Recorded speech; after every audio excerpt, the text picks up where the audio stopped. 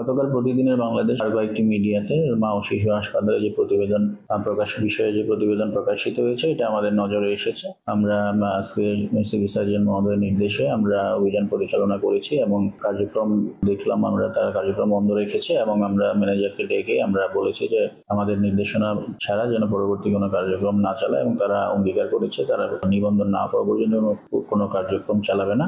এরপরেও আমরা উপজেলা প্রশাসন আরো যদি কোনো ব্যবস্থা নেওয়া দরকার হয় আমরা সেটা নিব। একটি সংবাদেই বন্ধ হলো মৃত্যুপুরী হয়ে ওঠা এক হাসপাতাল।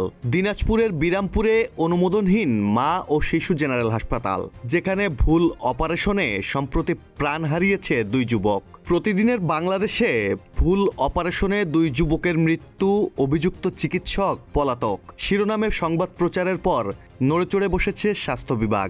অবশেষে হাসপাতালটি সব ধরনের কার্যক্রম বন্ধ করেছে প্রশাসন। আমরা আজকে সিভিল সার্জন মহোদয়ের নির্দেশে আমরা অভিযান পরিচালনা করেছি এবং কার্যক্রম দেখলাম, আমরা তার কার্যক্রম বন্ধ রেখেছি। বুধবার উপজেলা স্বাস্থ্য ও পরিবার পরিকল্পনা অফিসার ডাক্তার লুৎফর রহমান জানান, জেলা সিভিল সার্জনের নির্দেশে হাসপাতালের সব কার্যক্রম বন্ধ করে দেওয়া হয়েছে।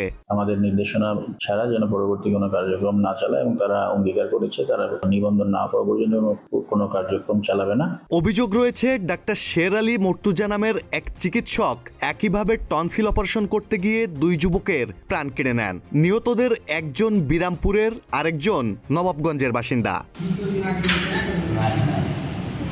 হাসপাতাল বন্ধের পর তদন্ত শুরু হয়েছে। প্রশাসন বলছে দায়ীদের বিরুদ্ধে কঠোর ব্যবস্থা নেওয়া হবে। তবে স্থানীয়দের দাবি শুধু হাসপাতাল বন্ধ নয়, মৃত্যুর অভিযোগ তদন্ত করে কঠোর ব্যবস্থা নেওয়া হোক জড়িত চিকিৎসকের বিরুদ্ধেও।